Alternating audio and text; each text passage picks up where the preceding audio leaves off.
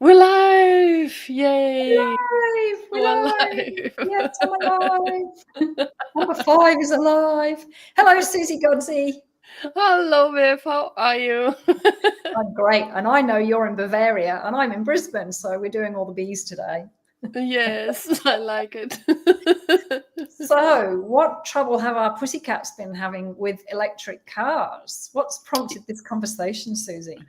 Well, so a friend of mine has lives in the countryside and has a few cats, and what she has noticed is that her cats are really not, they're very savvy with cars. They know what cars are, they stay out of their way, they are afraid of them, they know that they're dangerous. But what she noticed is that with e-cars, that her cats are having issues, and they're not recognizing it as such. And so she was like, what can I do here to educate them, so they know this is still the same danger.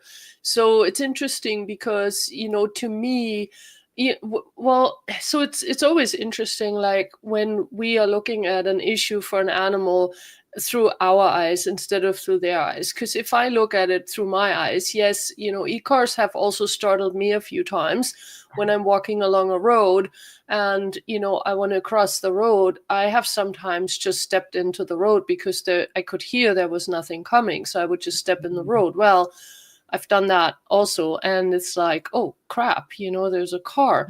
And I think even the e-car companies have recognized that they had to do something because they started putting these weird sounds on them, because there's no engine noise, and so now it's like the sound of like, ooh, and that's an e-car. um but it's interesting. So even for us, I think it's an adjustment in a way to really pay attention, and not just go by what we have programmed ourselves over so many years of living with cars. All of a sudden it is also for us a bit of an adjustment, but of course we have a different way of thinking about it, and we also know, oh, there's a street and we should pay attention. So I wonder, like, if we're really always looking at, well, okay, so how is a cat perceiving a car? What is actually going on for them? How do they register cars? Like, what is their um primary way of noticing? And and then, like, how do we use that to kind of give them a sense of, hey, watch out, things have Yeah, changed.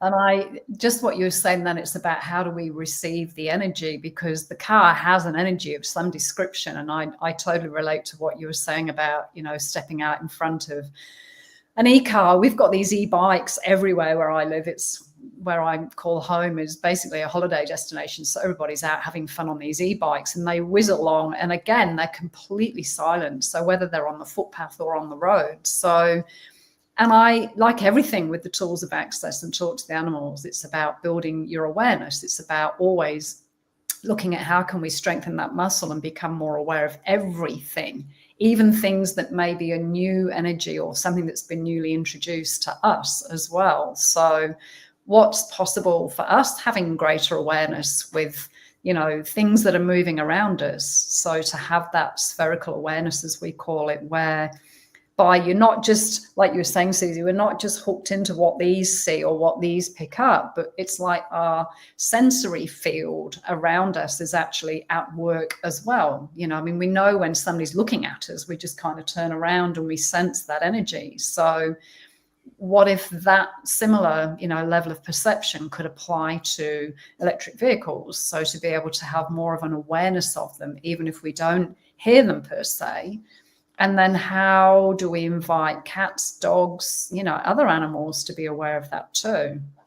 Yeah, because it's also like, for me, it's always been an interesting thing to see how many animals will still get killed on roads, Mm. in general. Like, and I'm not talking pets, but I'm really also talking wildlife, and for wildlife, this whole idea of these moving objects in the road, is something they had to learn over the last 100 years, which in evolutionary time is probably not a long time, But I do actually get that a lot of animals have adapted to that. Even the hedgehogs, I remember when we were first moving out here in the countryside where I am right now, there would be a hedgehog on the road every single solitary day, and it would be dead, And it's so interesting. Even as a kid, I would be standing. Well, I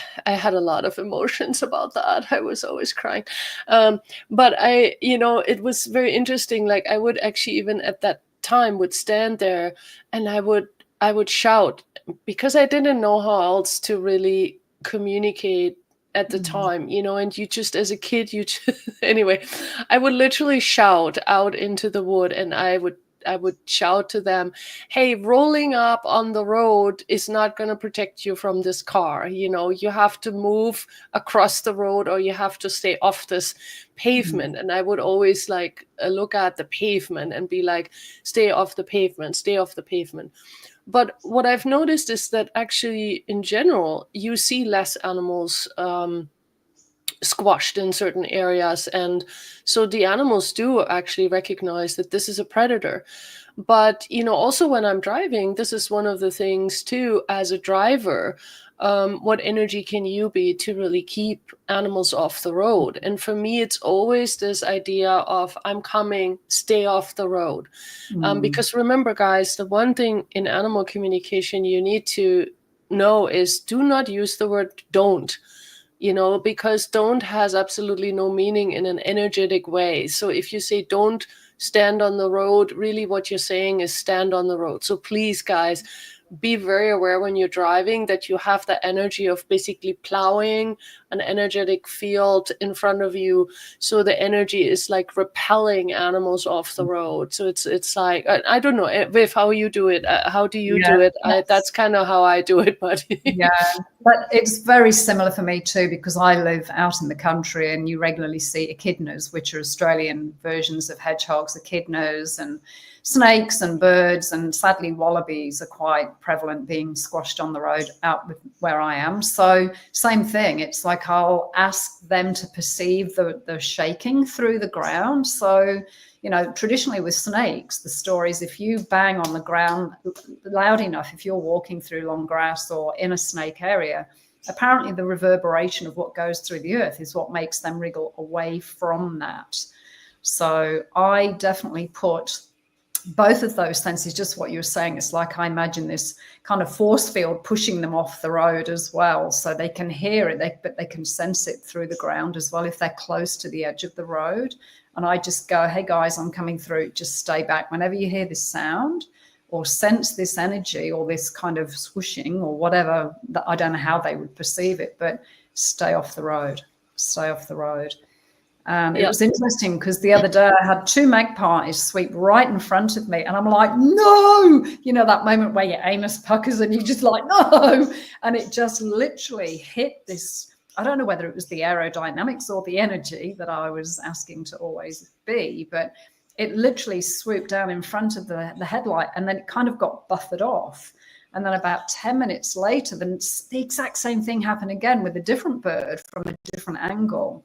And so what magic can we be with asking the animals, to stay out of that zone of your vehicle, regardless of whether it's a, gas-fired one or electric one or whatever it is. So, and same with motorbikes too, because for people to hit an animal on a motorbike over here in Australia can be pretty fatal. Yeah. Yeah. Well, so, so for all of our cat lovers and animal lovers out there, so there's a twofold. Number one, guys, please, as you're driving, especially if you have an e-car, be aware that people and animals around you may not be used to you approaching, because it is different and there is a different energy. So what energy can you be, and can you step up your energetic field and to really have that sense of repelling things off the road, whatever that is for you, however you want to use that, however works it doesn't work easy for you, please use that. but step it up a bit, just because you are noticeable in a different way. And then for all of you cat lovers and animal lovers that would like to educate your animals, have a bit more of a sense of like switching the perception from listening to looking to other senses, and to really educate your animals that the car is still a predator. I always call it a predator so that it's really simple to understand for them. And you can also give them the energy of, or the picture even, of a car running over them and them being like dead flat on the road. Like you can show them that as a sense of like these things are predators and they will kill and they stay on the road, so you can also really give that awareness that these vehicles are staying on the road. They're not going to chase after the animal once it's over in the bush or any of that, but it is about the road as well. I think that's one important awareness to give them also. And so if you have already an animal like cats that know about cars, maybe sit by the road with them, or I mean, not, however this works for you, please guys, use your common sense here. Don't be stupid. Okay. But to really maybe show them the energy and the approach of e-cars and what that is, and that it still is a predator. It just sounds different now, and it just has a bit of a different energy than when it's rattling along with the motor. So yeah, and have fun with it too. Don't make it too significant, but really also pay attention to how is your particular animal perceiving the world. Because, earlier I was talking about looking through the eyes of the animal. We cannot look through every cat's eye because every cat functions differently. Yes, they have some similarities, but every animal has their own way of perceiving things in the world. So you can use that tool as well to really look through your animal's eyes, have that sense of looking through their awareness at this, and then see if you can help them adjust to this new way of predators approaching. Yeah, great conversation, Susie. And just to pick up on something you said earlier too that I hadn't considered was, okay, in the grass, in the side, whatever's at the side of the road, this is where you're safe, but the moment you step onto that tarmac, onto that pavement, then that's when you're potentially in trouble. So yeah. And this is a secret wish of mine that I've had since I was a little kid, that all of our roads would be built onto like a higher level, that they would all be elevated and they would have grids underneath them so animals can pass underneath them. That was always my point of view about, hey, how can we live with animals and make it actually work for all of us? But, of course, it's more expensive, so we won't do that. But, anyway, that was just my point of view. This should be done everywhere in the world. It's interesting you saying that. Where the koala habitats are here in Australia, they've got, even if it's on the edge of the highway, they've got these really high fences, but then they've got these little posts that go up and across the road. There's like this climbing frame across the road. And I'm like, I wonder if koalas actually use that, whether somebody somewhere has done the research and they've obviously recognized that, well, of course they want to cross the road because that used to be their habitat before we built roads through it. And they're not going to know there's a great big road through there. So I'm just curious whether those ladders, they must work because they're all over the place in Australia. So just a random side note to add to what you were just saying. Yeah, and I've actually seen those wildlife bridges too. Have you seen those? They're pretty cool as well. Yeah. They're really wide and they actually have trees and shrubs growing on them. So it's actually a real true wildlife bridge. So yes, there are some areas where people have paid attention and started fencing and also creating crossings for the animals. Because like you said, Viv, we forget sometimes we we have really interfered with so much. When we're building a road, we're cutting through something. We don't consider that necessarily. We don't look at that ahead of time. But then we notice when, we're running over animals by the droves, and we're like, oh, wait a minute, this isn't really cool. Like, and of course, then it's not so much even about the animals, but often about, like you said, our safety. It's not great to collide with a bigger animal.